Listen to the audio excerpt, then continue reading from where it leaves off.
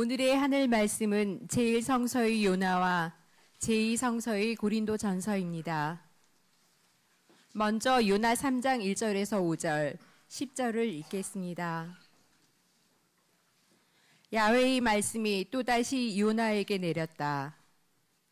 어서 저 큰 도시 니느웨로 가 내가 일러준 말을 그대로 전하여라. 요나는 야훼의 말씀대로 곧 길을 떠나 니느웨로 갔다.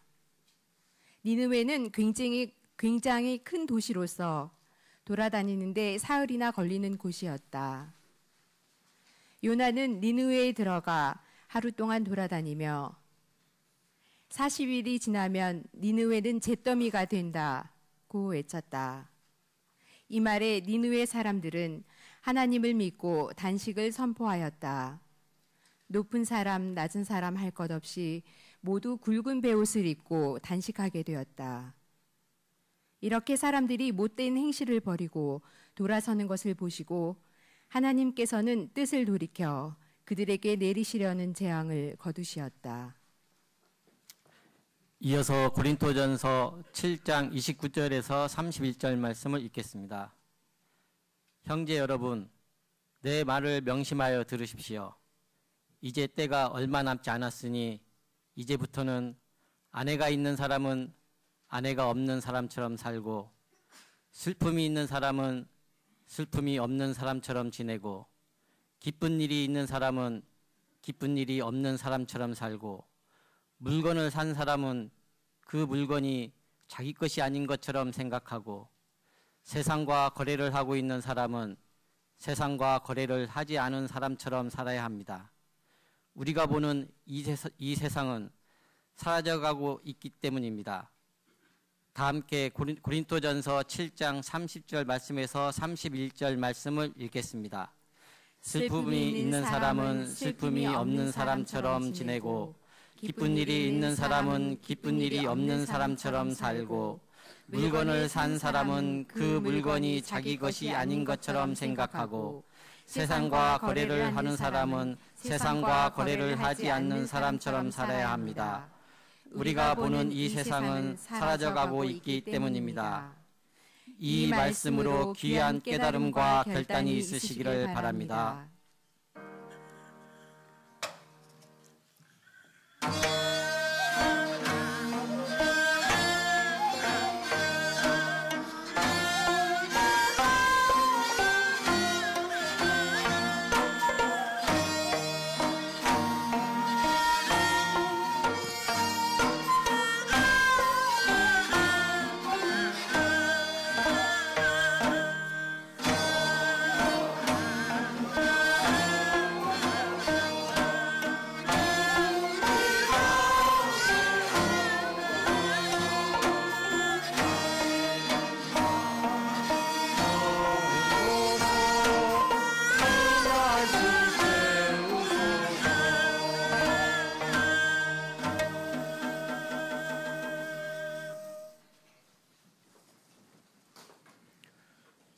복음서의 말씀입니다. 귀로 들으시기 바랍니다. 예수께서 갈릴레아 호숫가를 지나가시다가 호수에서 그물을 던지고 있는 어부 시몬과 그의 동생 안드레아를 보시고 나를 따라오라, 내가 너희를 사람 낚는 어부가 되게 하겠다 하고 말씀하셨다. 그들은 곧 그물을 버리고 예수를 따라갔다.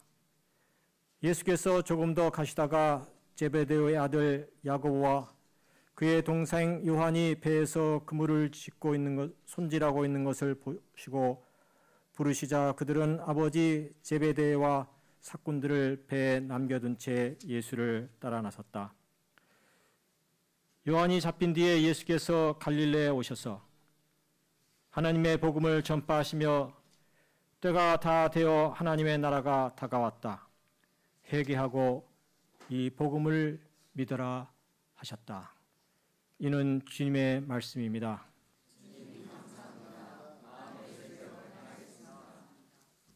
자리에 앉으시죠.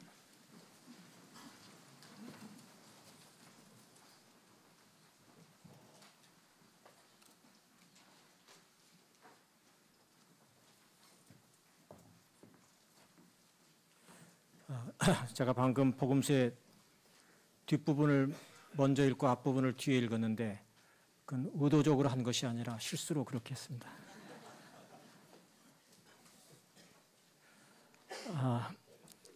우리 개신교회에 개혁을 꿈꾸며 이렇게 일하는 바른교회 아카데미라고 하는 기관이 있는데 그 기관에서 한 달 전에 책을 구상하고 있다고 하면서 세계 교회와 한국 교회 신학자 그리고 실천 영성 목사님들 18분을 선정을 했습니다. 세계 교회 10명이고 한국 교회가 8명인데요. 그중 문익환 목사님 편을 저에게 부탁을 해서 제가 기도 가운데 며칠을 고민하는 끝에 이제 글을 지난 수요일 아침에 마감을 하고 거기 담당자에게 그 글을 보내기 위해서 이메일을 딱 여는 순간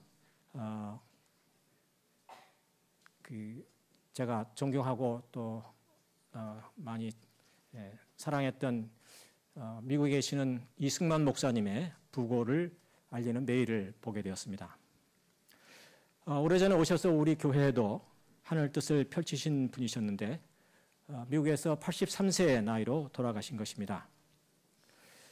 저에게 있어서 신학적으로 가장 큰 영향을 끼치셨던 분은 안병문 선생님이시고 목회적으로는 바로 이 이승만 목사님이 저의 영적인 스승이셨습니다. 이승만 목사님은 평양 출생으로 평양 성화신학교를 다니던 중에 위교가 일어나 아버님 이태근 목사님이 공산당에 의해 순교를 당하셨는데 이때 목숨의 위협을 느껴서 어머님과 여동생 넷을 두고 남동생과 함께 남하를 했습니다.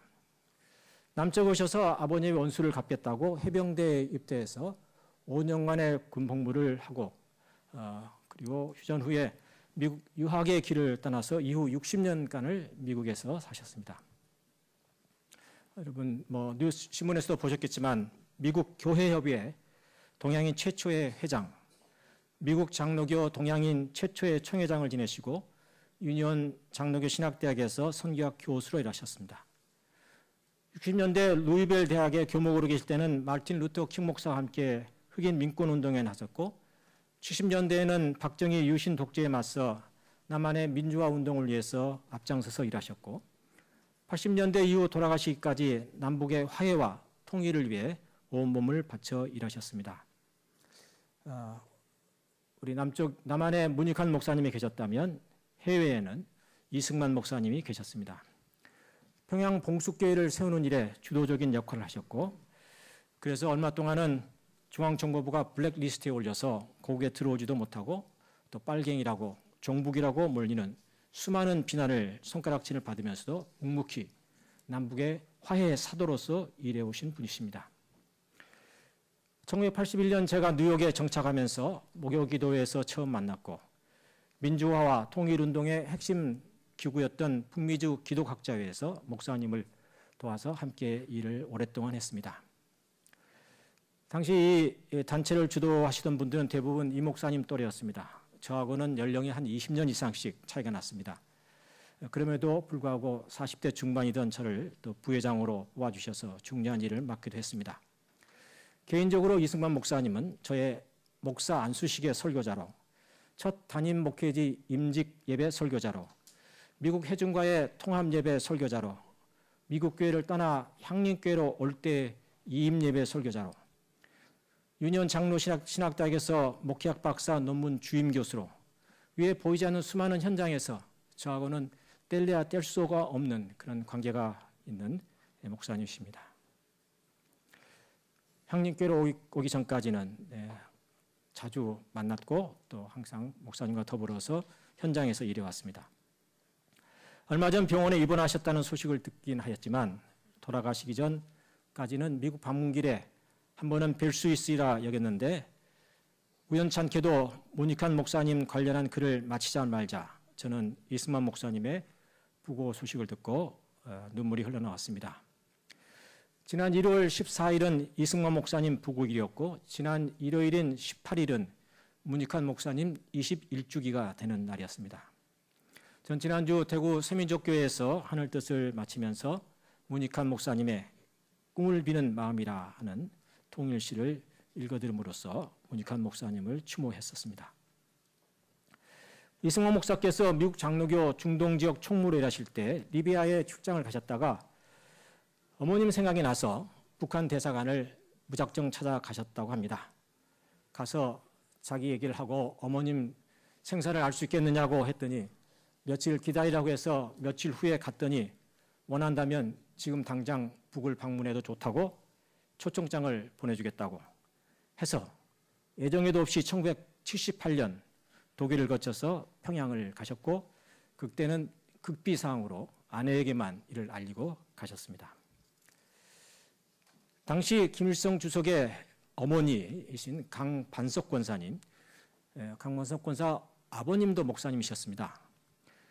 그 강반석 권사님의 외삼촌이셨던 강양욱 목사께서 이승만 목사님의 아버님 이태근 목사님을 개인적으로 알고 계셨기 때문에 당시에는 쉽지 않은 평양 방문이 급작스럽게 이루어졌던 것입니다. 떠날 때는 혹 어머님을 뵐 수 있을까 하고 가봤지만 도착해서 보니까 어머님은 몇 해 전에 돌아가셨고 그래서 여동생 4명을 27년 만에 만나서 며칠 동안은 끝없는 눈물만 흘렸다고 합니다. 물론 수많은 이산 가족들이 있는 오늘의 시대에 사실 이승만 목사님은 그래도 행복한 편이라고 말할 수 있겠습니다. 하루는 의사인 북조선에서 의사인 막내 여동생과 단둘이서 얘기를 하게 되었다고 합니다.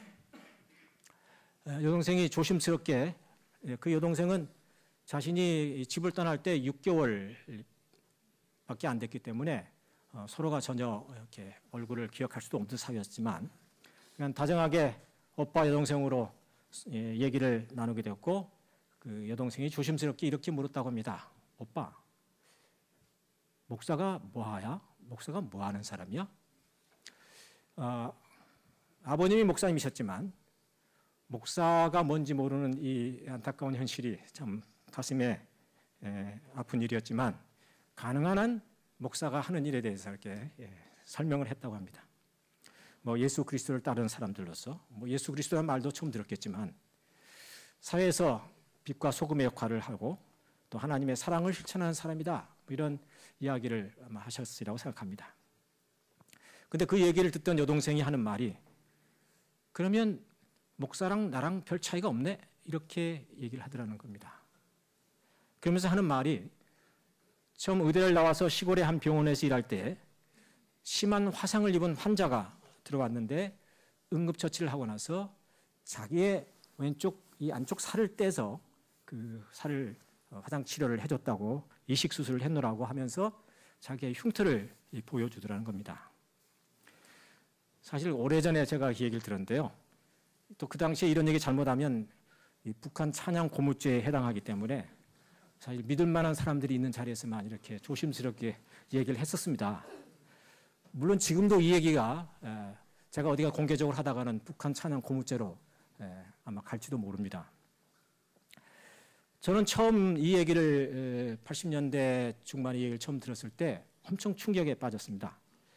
뭐 그 당시 북에 가본 적도 없었고 북에 대해서 아는 것도 없었고 다만 북에 대해서 제가 아는 것이라고는 학교에서 배운 대로 공산주의 체제 아래서는 정말 차가운 명령만 있지 어떤 인도적인 사랑이나 헌신 이런 거는 찾아보기 힘들다.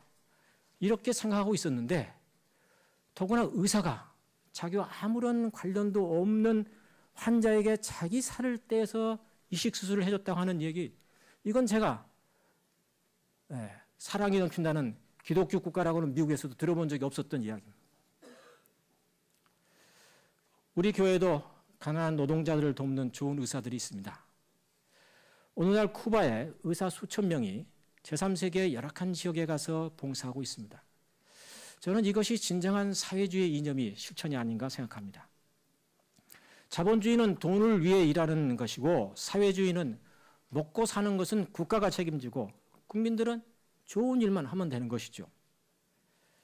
서아프리카 에볼라 전임 지역에 한국인 의사를 한두 명 파견하는 일을 두고 남한 정부에서는 무슨 큰 혜택이나 베푸는 것처럼 엄청 떠들썩했지만 사실 그 이전부터 쿠바의 상당한 의사들이 목숨을 내놓고 거기에서 일하고 있었습니다.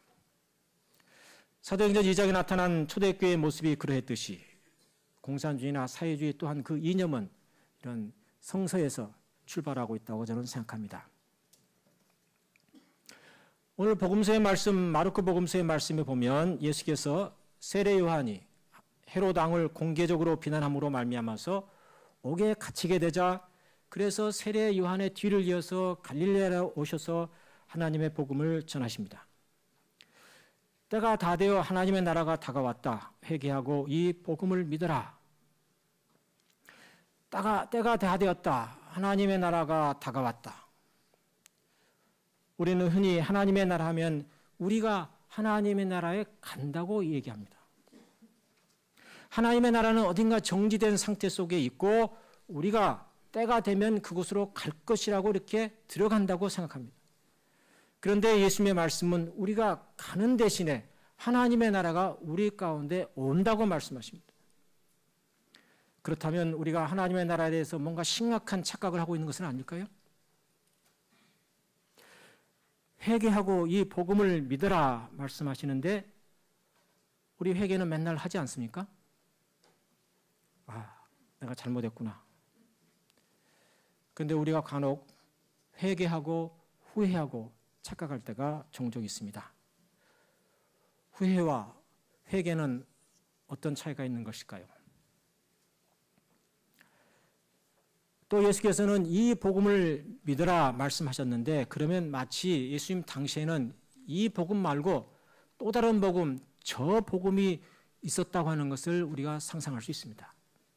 그렇다면 예수께서 말씀한 이 복음과 예수께서 말씀하시는 이전에 있었던 저 복음은 어떤 차이가 있는 것인가?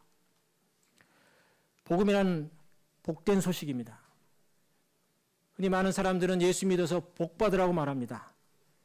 그런데 우리가 성서를 읽어보면 우리가 복 받으라고 말할 때 그 복과 예수께서 말씀하시는 복과는 상당한 차이가 있는 것을 발견하게 됩니다.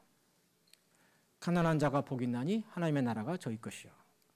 여러분이 예수 믿어서 복 받으시오 라고 말할 때 가난하게 되십시오. 그런 뜻을 말씀하시는 거 아니죠. 애통하는 자가 복이 있다. 애통하십시오. 그렇게 말씀하는 거 아니죠. 의를 위하여 핍박을 받는 자가 복이 있다. 핍박을 받는 것이 복입니다. 복 받으십시오. 이렇게 우리 말하지 않습니다. 세상에서 우리가 말하는 복과 예수께서 성서에서 말씀하는 이 복의 모순을 어떻게 우리가 이해하고 극복할 것인가? 신앙의 큰 과제이기도 합니다. 예수께서 이 회개하고 이 복음을 믿어라 하고 외치신 다음에 제자들을 부르십니다. 호숫가에서 그물을 던지고 있던 어부 시몬과 안드레를 보시고 나를 따라오너라. 내가 너희를 사람 낚는 어부가 되게 하겠다. 그러자 그들은 곧 그물을 버려두고 예수를 따라 나섰습니다. 조금 더 가시다가 세베대의 아들 야고보와 요한이 배에서 그물을 손질하고 있는 것을 보시고 나를 따라오너라. 내가 너희를 사람을 낚는 어부가 되게 하겠다고 부르시자 그들은 아버지 세베대와 사꾼들과 배를 남겨둔 채 예수를 따라 나섭니다. 사실 교회 여러분들이 이 성서 구절을 읽을 때 제일 캥기는 거 아닙니까? 이건 뭐야?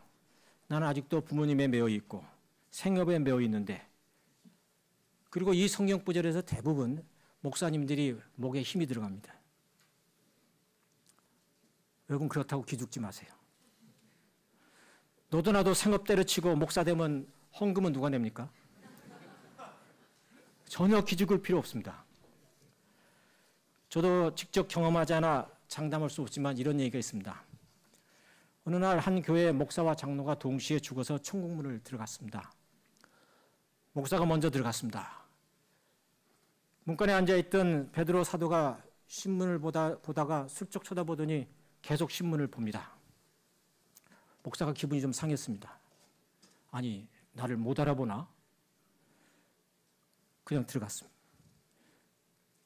근데 베드로 사도가 자기를 뒤따라오던 교회 장로가 들어오니까 신문을 턱 내팽개치고 자리에서 벌떡 일어나더니 뛰어가서는 막 품에 안아주고 뽀뽀까지 하는 거 아닙니까? 아, 수고했다. 목사님이 하도 기가 막히고 배알이 뒤틀려서 사도에게 따졌습니다. 베드로 사도님, 이거 해도 너무하는 거 아닙니까? 저는 개척교회로부터 목사라고 시작해서 이거 평생 주님의 몸된 교회만 섬기다 왔는데 저는 본체만 채하시고 저 장로를 저렇게 반기시다뇨. 말이 안 되지 않습니까? 야, 너는 돈 받으면서 교회 섬겼지만 저 사람은 돈 내면 섬겼잖아. 여러분, 목사한테 기죽을 거 하나도 없습니다. 저야 교회 한 가지 일만 하지만 여러분은 세상 일도 하시고 교회 일도 함께 하시지 않습니까? 저야 목사니까 남의 이목을 생각해서 할 수 없이 선한 일을 하지만 여러분은 자발적으로 선한 일을 하지 않습니까? 목사들이 강단을 독점하고 성서 구절을 자기들에게 유리한 쪽으로 얘기해서 그렇지, 실은 여러분들이 평신도들이 목사보다 더 큰 일을 하고 있는 것입니다. 사실 평신도 목사에 관련해서는 천국에서 일어난 사건이 보다 더 큰 사건이 있는데 목사 위신에 관련되니까 오늘은 그만하겠습니다.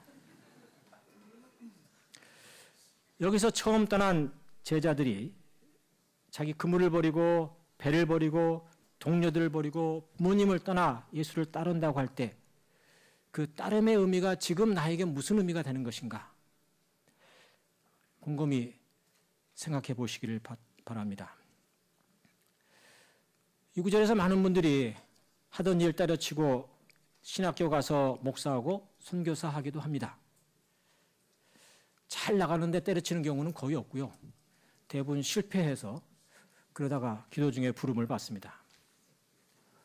이상하게도 유럽 여러 나라들은 목사가 부족해서 공경을 당하고 있는데 우리는 너무 많아서 공경을 당하고 있습니다. 현재 개신교회는 교인 수와 교회가 점점 줄고 있는 상황에서 신학생, 목사, 지원자들은 줄지 않고 있습니다. 혹시 이 부분에서 성서를 문자적으로 읽지 않기를 바랍니다. 복음서 저자들이 강조한 것은 예수를 따른다고 하는 일은 가족과 직업을 포기할 만큼의 희생과 헌신을 필요로 하는 일이다라는 사실을 강조하기 위함이었지, 모두가 다 직업과 가족을 버리고 예수를 따라야 한다는 얘기는 아니었습니다. 당시 예수를 따른다고 하는 일은 로마의 황제 숭배를 거부하는 일이었던 만큼 그것은 목숨을 걸지 않으면 안 되는 일이었습니다. 이 복음을 믿으라 해서 이 복음에 반대되는 저 복음은 바로 로마 황제를 숭배하는 일이었습니다. 곧 예수께서 광야 40일 단식 중에 시험을 받으셨던 세상 권력과 명예와 부를 인생의 최고의 가치로 여기는 그 따름, 그것이 아니라 이 복음을 예수께서 말씀하신 것입니다. 복음이라는 헬라어 유앵겔리오는 복음서 저자들이 만들어낸 말이 아니라 본래 로마 황제가 전쟁에서 승리했을 때 로마 시민들에게 알리는 승리의 소식이 유앙겔리온이었습니다. 군사적 용어였습니다. 정치적 용어였습니다. 그러나 이런 복된 소식은 소수의 로마 시민들에게만 혜택이 오는 것이지 대한나라의 모든 사람들은 모든 노예로 전락하는 죽음 그 자체였습니다. 그래서 예수는 로마의 소수의 시민들에게만 혜택이 돌아가는 이 군사적 가치 승리에 저항해서 국가와 민족과 이념을 뛰어넘어 모든 인간은 다 같은 하나님의 자녀로서 서로 사랑하는 것이야말로 진정한 복음이다 라는 의미에서 이 복음을 믿어라, 회개하고 이 복음을 믿으라는 것이죠. 저 복음을 믿던 길을 돌아서서 회개하고 이 복음의 길로 나서라. 이것이 바로 따름의 길이라는 거죠. 그리고 그 따름의 길이라고 하는 것은 자신의 직업과 자신의 가족을 버릴 만큼 중대한 각오가 필요한 일이다 라는 말씀을 예수께서 하신 것입니다. 요즘 노동자들을 위한 거리 시위에 나섰다가 구속을 당해 재판을 받거나 벌금형을 받는 시민들이 많고 우리 교우들도 몇 분이 계십니다. 정당한 시위를 제재하는 현재의 정치 상황 아래서 이런 일은 예수를 따르는 일에 있어서 피할 수 없는 일이라고 봅니다. 하나님의 나라란 세상에 힘 있는 자들이 말하는 세상 가치에 저항해서 약자에 대한 우선적 사랑이라는 연대를 통해서 하나님의 나라가 다가온다고 생각합니다. 이것이 바로 너희들 가운데 하나님의 나라가 있다고 말씀하신 예수님의 말씀의 의미인 것입니다. 제1성서 요나서는 일종의 우화입니다. 제가 어느 보수교단 신학교에 가서 혹은 어느 보수교회에 가서 제가 요나서는 우화입니다 라고 얘기하면요, 제가 돌팔매질은 안 당하겠지만 아마 쫓겨날 겁니다. 오늘 이 시대도 여전히 그렇습니다. 그러나 제가 신학적으로, 신앙 고백적으로 말하자면 이건 우화입니다.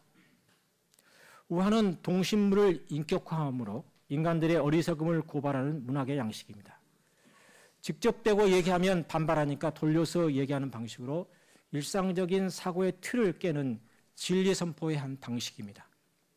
그렇다면 요나서를 쓴 저자는 당시의 청중들에게 또 오늘 우리들에게 무엇을 말하고자 하는 것일까요? 여러분이 이미 요나서를 내용을 알고 있고 또 읽고 오셨다면 쉽게 이해할 수 있으리라 생각합니다마는, 요나라는 유대인 예언자가 하나님의 부름을 받았는데 그것은 니느웨라는 도시에 가서 회개의 말씀을 전하라는 것입니다. 그런데 니느웨는 당시 유대인들의 적국인 아시리아의 수도였습니다. 요즘의 도시로 말하면 모술이라고 하는 북이라크의 가장 큰 도시인 모술이라는 도시입니다. 요즘 그 모술이라는 도시가 이슬람 국가에 의해서 지배를 받고 있고, 요즘 뭐 일본인 두 사람에 대한 처형이라든가 또 우리 한국 사람 청년이 뭐 가고 그래서 굉장히 세계적인 뉴스거리가 되어 있죠. 하여간 그 이슬람 정치적 상황은 워낙 복잡하기 때문에 우리가 다 모든 것을 알 수는 없지만, 그러나 그 부분은 우리가 좀 더 심각하게 좀 공부를 좀 해야 한다고 생각합니다.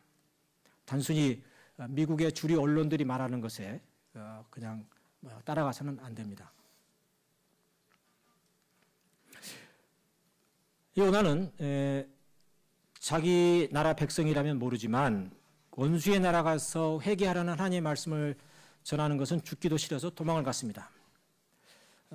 시간이 없으니까 뭐 뒤따라오는 풍랑 얘기, 뭐 고기 빗속에 들어간 얘기, 뭐 이런 거 다 우리가 삭제하고요, 생략하고 궁금하시면 집에 가서 읽어보시기 바랍니다.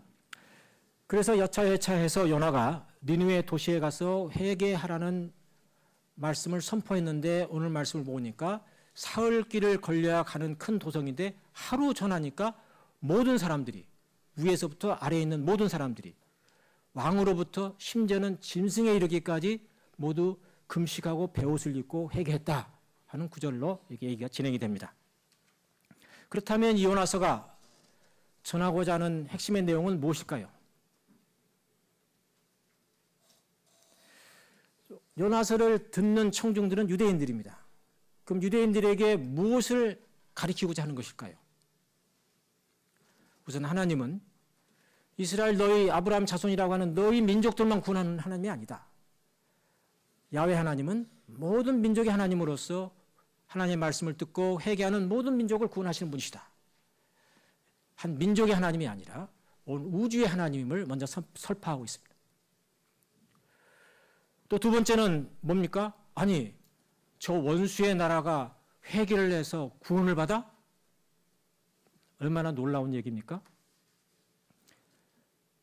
선택된 민족이라고 생각하는 유대 민족은 아직도 구원을 받을까 말까 하고 막 이러고 있는데, 확신이 없는데, 원수의 나라 니느웨 백성들은 모두 구원을 받았다고 하는 이 얘기는 그들에게 어떤 충격을 가져다 줄까요? 제가 북조선은 모두 회개해서 구원을 받았습니다. 여러분도 회개하십시오. 우리 남조선 남한 백성들도 회개하십시오 라고 제가 설교한다면 여러분 뭐라고 하겠어요? 지금 요나서 얘기는 바로 그 얘기를 하고 있는 겁니다. 여러분들이 원수라고 생각한 나라는 이미 여러분이 믿는 하나님이 구원했습니다. 여러분이 이제 어떻게 하겠어요? 라는 이런 도전을 하고 있는 것이 요나서의 지금 이야기입니다. 그리고 요나서가 말하는 회개는 단순히 한 개인의 심정의 변화가 아닌 왕으로부터의 모든 백성들이 함께 변화하는, 결국 권력의 변혁, 사회 구조의 변혁을 요나서는 암시하고 있습니다. 예수께서 외치신 때가 찼다, 하나님의 나라가 다가왔다, 회개하고 이 복음을 믿으라는 말씀 또한 한 개인의 잘못을 지적하는 것이 아니라 사회의 구조 자체에 대해 변혁을 요구하고 있는 것입니다. 가난한 자에게 먹을 것 조금 자기가 더 넘치는 것 나눠주는 단순 복지가 아닌 더 이상의 가난한 자가 나오지 않도록 사회적 구조를 바꿔내라는 것입니다. 개천에서 용이 날 수 있도록, 쓰레기더미에서 장비가 피어날 수 있도록, 가난한 집의 자녀들이 돈이 없다는 이유 때문에 사회에서 중요한 기관에 혹은 의사든 판사든 권력기구에 그런 일에 그런 돈이 없다는 이유만으로 그렇지 않도록 하라는 것입니다. 지난주 국정연설에서 미국의 오바마가 가장 중요시 다룬 문제는 경제 민주화 곧 평등의 문제였습니다. 부자 증세를 통해서 소득 불평등을 줄이고 중산층을 살리겠다고 선언했습니다. 부자 증세를 통해서 최저임금 인상, 중산층의 세금 인하, 2년제 커뮤니티 칼리지 무상 교육을 실현하자고 말했습니다.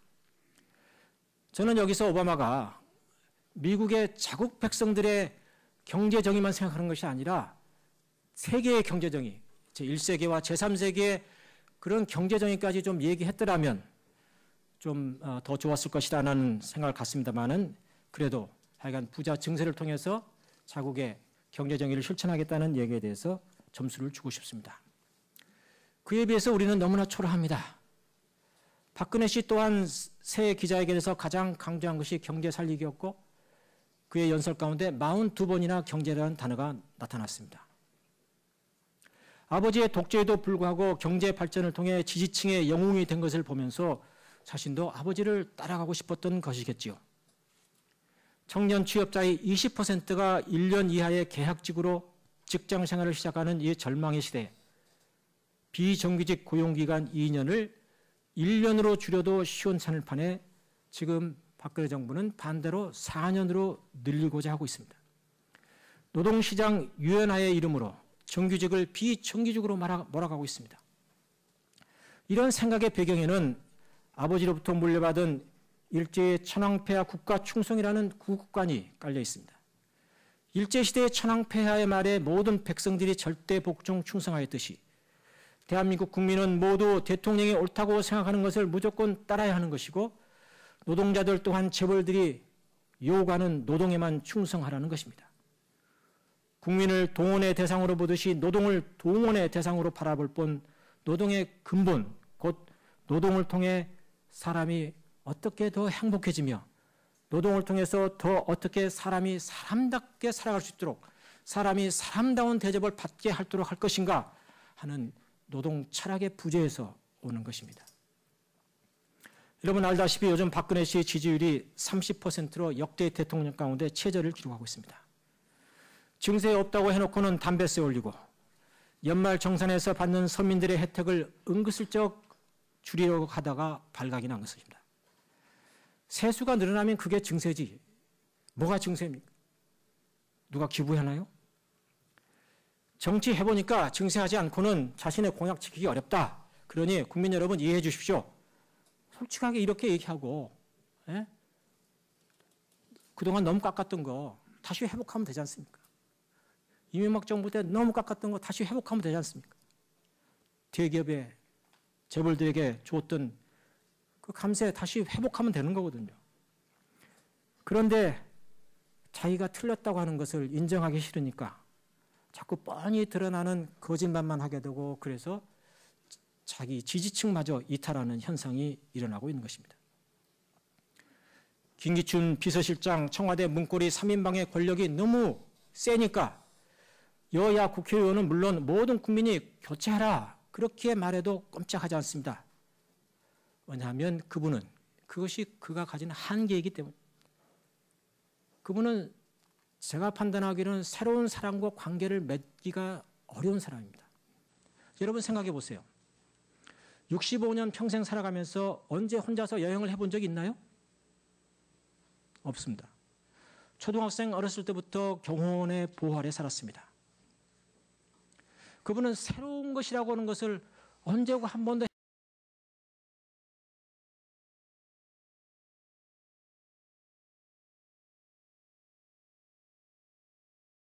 앞에서 끌어준 대로 쫓아가게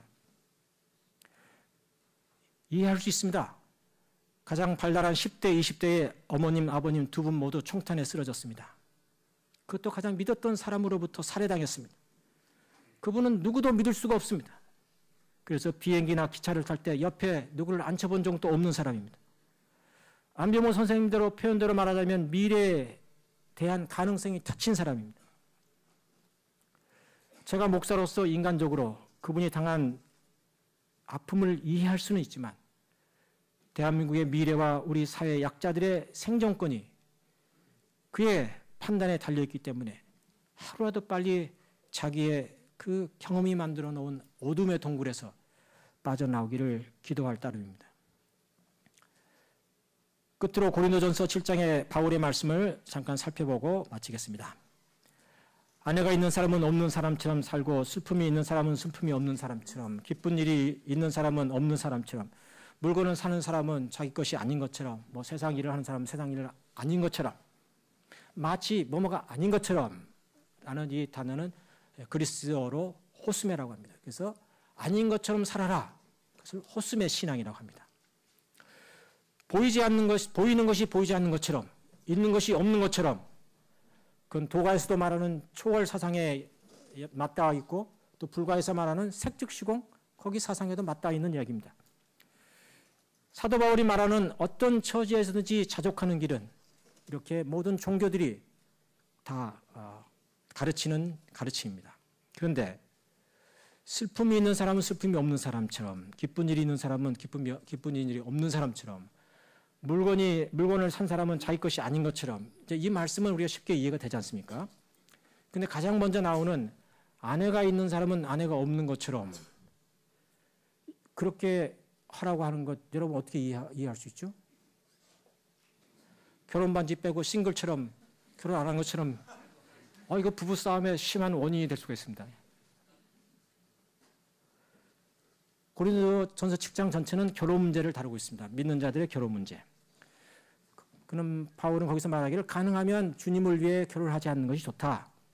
그렇게 말합니다. 왜냐하면 결혼 전에는 주님을 위해서 못 맞춰 일하지만 결혼하게 되면 남편이나 아내를 위해서 주님보다 더 그를 위해서 일하게 되기 때문이다. 그러니까 가능하면 주님을 위해서는 결혼하지 말라. 그러나 자제할 수 없으니까 결혼해라. 이렇게 공고했습니다. 당신은 가부장적 사회였으니까 남편이 예수를 믿고 세례를 받으면 교회에 나오면 온 가족이 다 아버지를 따라서 다 이제 교회에 나오게 되는 거죠. 그 문제는 아버지는 안 믿고 엄마만 나오는 경우입니다. 그 이분은 항상 자나깨나 남편이 어떻게 교회에 나올 수 있도록 할까 항상 기도하게 되죠.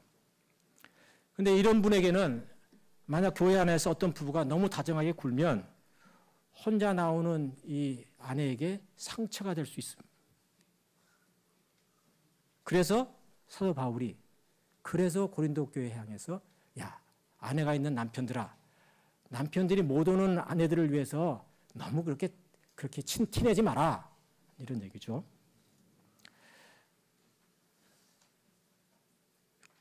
또 좋은 일, 기쁜 일, 자랑스러울 이런 있는 사람들도 그렇지 못한 사람들이 교회 내에 있으니까 같은 공동체 내에 있으니까 너무 그 티내지 마라. 좋은 물건 샀더라도 그거 다른 사람에게 또 아픔의 상처가 될 수 있으니까 티내지 마라. 이게 오늘 사도 바울이 전하는 호스메 아닌 것처럼 살아라. 또 중요한 것은 세상 것들은 사라지는 것들이니까 너무 매이지 마라. 이런 의미가 있는 것입니다. 그렇다고 다음 주부터 또 부부가 함께 앉아 있다가 따로 떨어져서 앉지는 마시기 바랍니다. 또 따로 앉으면 또 부부싸움 한 줄 아니까 이거 참 하늘 뜻 펴기가 힘듭니다. 이렇게도 저렇게도 못하겠고요. 그냥 편한 대로 앉으시기 바랍니다. 네. 예수님께서 외치신 처음 말씀으로 제 하늘 뜻을 마치겠습니다. 때가 찼다. 하나님의 나라가 다가왔다. 회개하고 이 복음을 믿어라. 나를 따라오너라. 내가 너희를 사람 낚는 어부가 되게 하겠다. 오늘 주님께서 여러분을 향해서 나를 따라오너라 하고 부르신다면 여러분은 어떻게 하시겠습니까? 다 함께 침묵으로 기도하시겠습니다.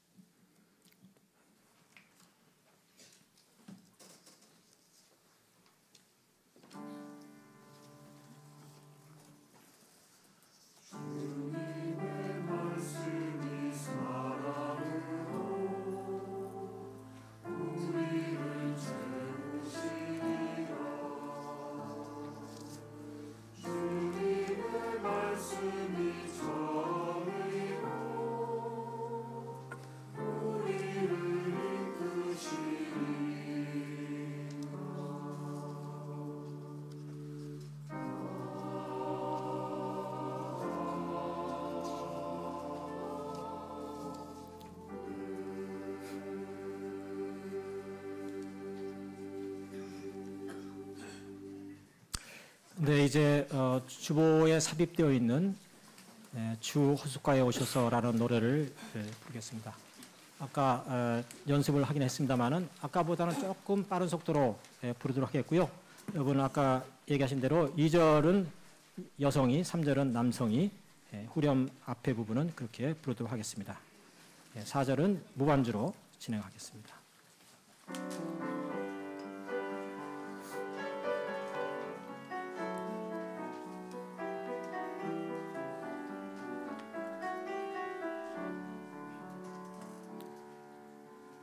주 호숫가에 오셔서 내게